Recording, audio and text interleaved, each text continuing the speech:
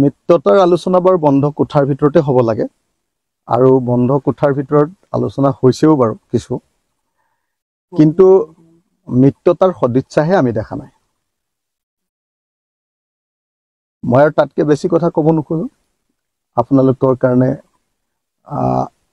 মই ভাবোঁ যে বিলম্বিত মিত্ৰতাই বা মিত্ৰতা নকৰিলে বিজেপিক আমি সহায় কৰা হ'ব। বন্ধ কোঠাৰ ভিতৰতেই হওক বা একেবাৰে সাখৰোদ্ধকৰ কোঠাতেই হওক, মানে য'ত আৰু হাৱাও সোমাব নোৱাৰিব, তাতেই আলোচনাটো কৰোঁ বাৰু, ঠিকে আছে, বন্ধ কোঠাৰ ভিতৰতে হওক। ৰুদ্ধদ্বাৰ বুলি আপোনালোকে যে লিখে, ৰুদ্ধদ্বাৰ মানে য'ত মানে অলপ হাৱাও সোমাব নোৱাৰিব, তেনেকুৱা কোঠাৰ ভিতৰতে বাৰু আলোচনাটো কৰোঁ। কিন্তু কথাটো হ'ল যে সদিচ্ছাটো সঁচাকৈ আমি বিজেপিক পৰাভূত কৰিবৰ কাৰণে কাম কৰিম নে অকল নিজৰ দলৰ সংগঠন গঢ়িবৰ কাৰণে কাম কৰিম? সঁচাকৈ আমি বিজেপিৰ সাম্প্ৰদায়িক আৰু ফেচিষ্ট শক্তিক খেদি দিবৰ কাৰণে কাম কৰিম নে আচলতে আমি নিজে নিজে কোনোবাই মন্ত্ৰী বা কোনোবাই মুখ্যমন্ত্ৰী হ'বৰ কাৰণেহে প্লেন কৰিম?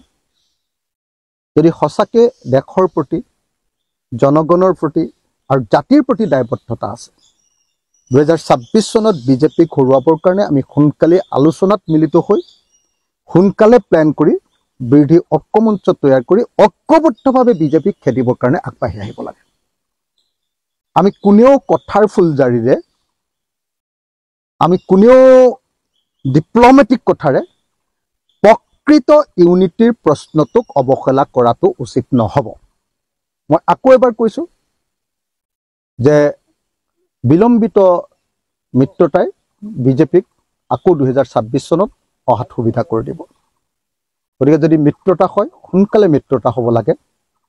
মই বাৰম্বাৰ এটা কথা কৈ আছোঁ যে কাইলৈ ৰাইজৰ দলে যদি আমাৰ দলৰ কেণ্ডিডেটবিলাকক আমি পূৰা টকা খৰচ কৰিবলৈ, ইনভেষ্ট কৰিবৰ কাৰণে, কাম 100% কৰিবৰ কাৰণে যিবিলাক কাম কৰিব লাগে, আপোনালোকে জানে টেকনিকেল কামবিলাক, চববিলাক কামৰ দায়িত্ব দি দিওঁ সমষ্টিয়ে, সেই মানুহবিলাকক পিছত টিকেট নিদিওঁ বুলি কৈ আমি মাত্ৰ কংগ্ৰেছৰ পৰা 2টা 3টা 5টা 10টা 20টা চিট লৈ আমি পিছত তেতিয়াহ'লে মিত্ৰতা কৰিব নোৱাৰিম, কাৰণ মানুহবিলাককতো কাম কৰিবলৈ দি দিম।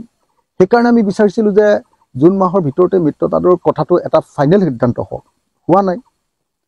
বিভিন্ন ধৰণৰ কথাৰ পাকত মানে বস্তুটো মিত্ৰতাটো মানে ঢাকি ৰখা হৈছে। গতিকে সোনকালে মিত্ৰতাটো কৰাটো দৰকাৰী আছিলে।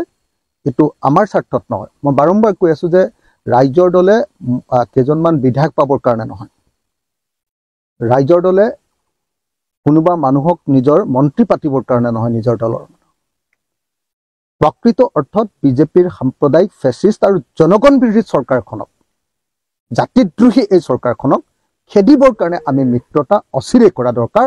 আৰু এই কথাটোৰ মৰ্ম উপলব্ধি নকৰাকৈ কথাৰ কাৰচাজিৰে যদি আমি মিত্ৰতাক পিছুৱাই থাকোঁ, তেতিয়াহ'লে কিন্তু সমগ্ৰ জাতিটোৰ লোকচান হ'ব। আমাৰ ব্যক্তিগত হয়তো কাৰোবাৰ লাভ হৈ যাব, কিন্তু সামগ্ৰিকভাৱে জাতিটোৰ লোকচান হ'ব, দেশৰ লোকচান হ'ব, অসমৰ জনগণৰ লোকচান হ'ব।